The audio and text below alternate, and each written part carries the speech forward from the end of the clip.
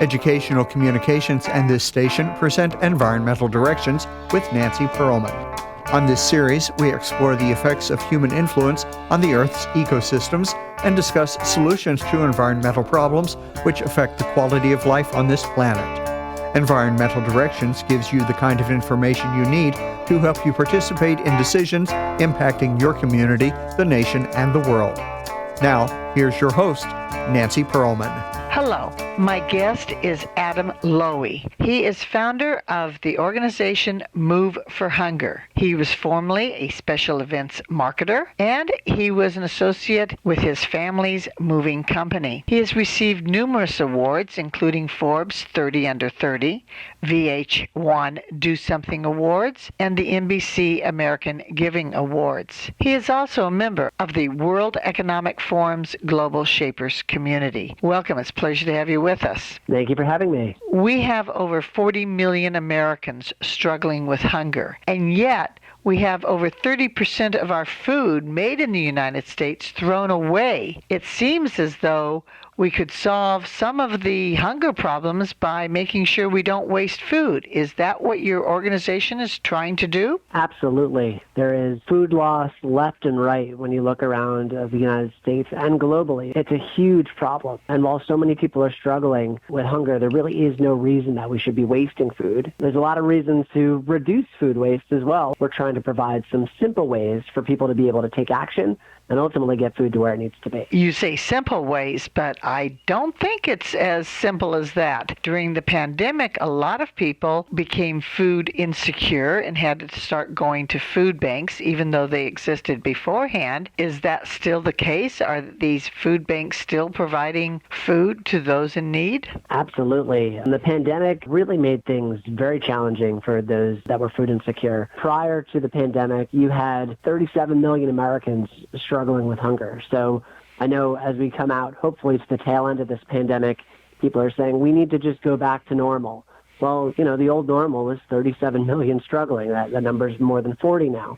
And the people that were hit the hardest during the pandemic were these marginalized communities. You've got people of color, LGBTQ youth, women of color. These were the people struggling pre-pandemic. And they've got an even more challenging time. And what you saw during the pandemic as well was food banks probably delivering food to 40% more people. People that used to be donors to food banks and pantries now found themselves in this unimaginable circumstance where they were in need of food themselves for their families. So while maybe some of the immediate demand has died down a bit, all of the gains that we have made in food security, the collective we, over the past decade that I've been doing this, have been virtually erased by COVID-19. How many food banks are there? Can you find one in every city and town in the United States? Absolutely. There are food banks and food pantries in every city across the United States. It seems as though they are all functioning very locally, and yet you're a national organization. So are you trying to coordinate them or just offer them more ideas or more assistance? Or how are they operating? So a lot of the food banks out there, not all of them, but many of the larger food banks fall upon the umbrella, which is called Feeding America, another incredible national hunger relief organization out there. And what we are working to do is provide better support locally to these food banks and pantries on the ground.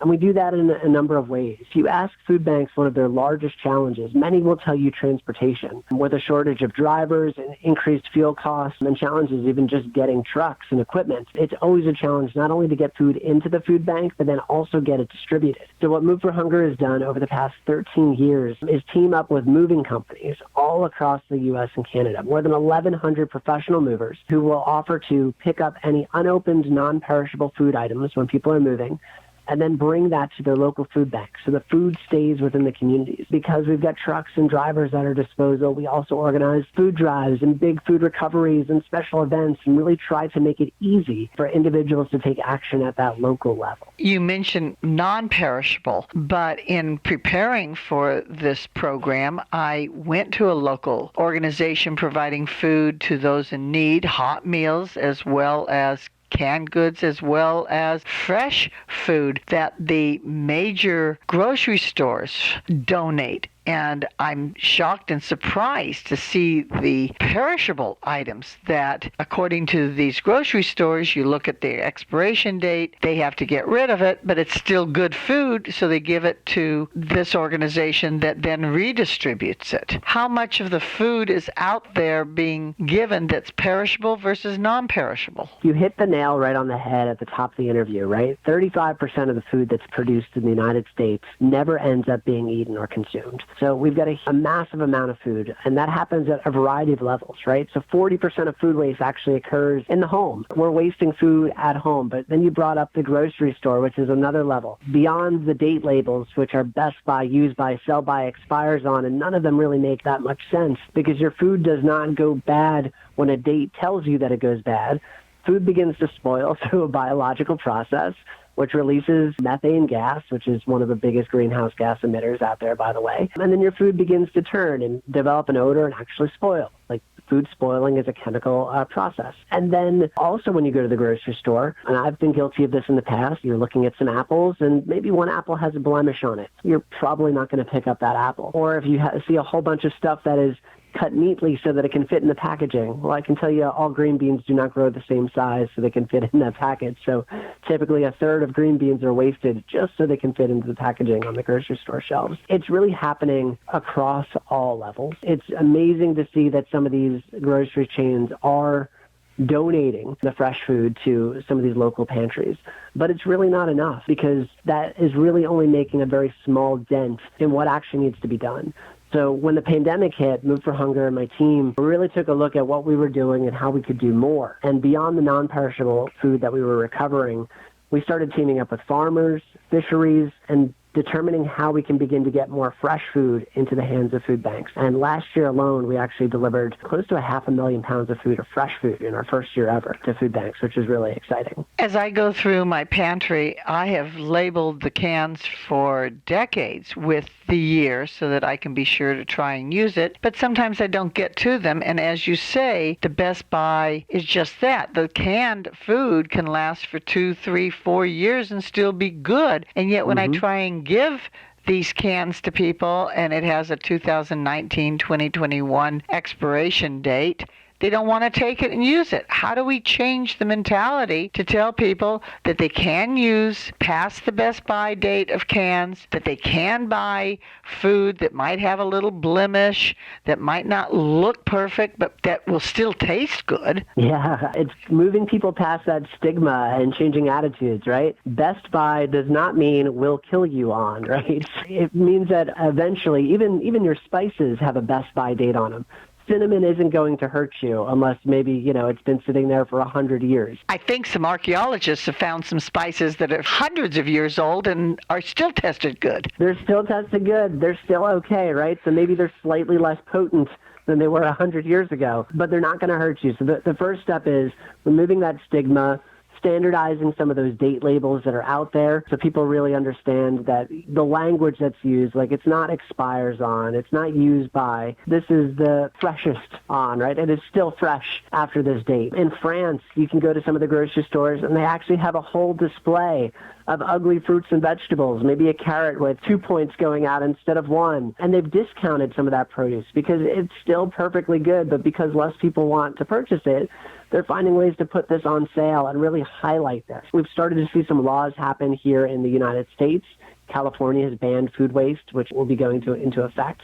And these are all good things, good steps, but again, a lot of progress still needs to be made. Your example in France should certainly be copied here in the United States. Is the grocery store industry really adopting the position that food should not be wasted and doing these kinds of actions, having those discounted shelves for the not so perfect looking item, giving the foods that may be going bad if they hold on to them to the food banks to redistribute while the food's still good? Is every grocery store chain involved in this process of not wasting their food? I certainly can't speak for all, but I'd say a lot of the major ones. But beyond that, it is in their best interest as a for-profit business not to waste food, because just like we don't want to waste food at home, these grocery chains don't want to waste food either. It's taking money that you spent to purchase the food and then not getting any sales. It's affecting their bottom lines. Why do we need nonprofit organizations like yours to raise attention to the need to not waste food? If the commercial industry is doing the job, what do you have to do that they're not doing? I feel like that's a fair point. When I started Move for Hunger 13 years ago, I knew nothing about nonprofits, and if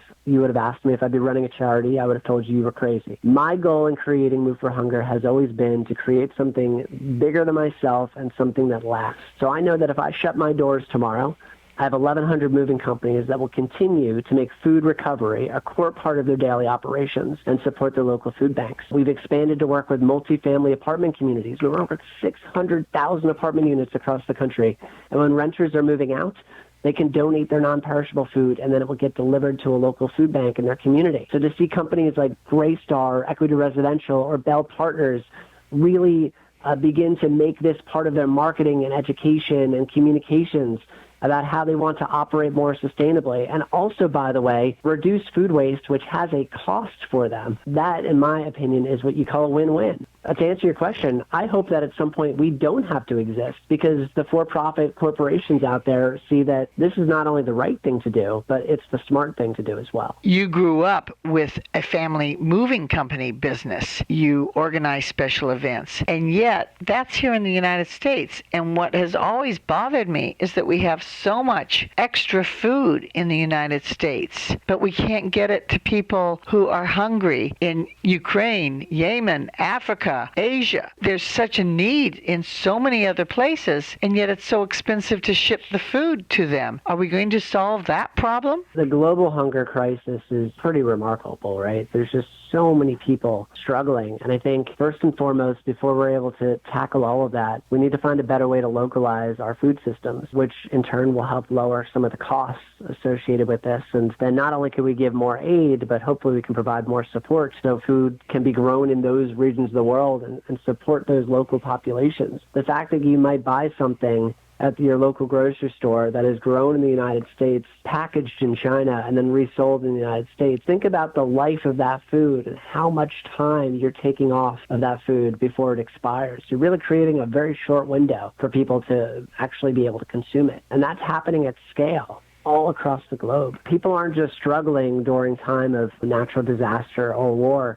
People are struggling on a year-round basis, and I think it's important that not only do government institutions, but for-profit corporations step up and figure out a better way to support those that are hungry. Because when you think about it, hunger is a symptom of poverty. And to get people food, you really have to give them the resources to pull their families out so they can pay for not only their food, but health care and housing, transportation. It's these basic needs that people need. If people want to learn more, they go to your website? People can visit moveforhunger.org. You can learn more about the issues of hunger and food waste.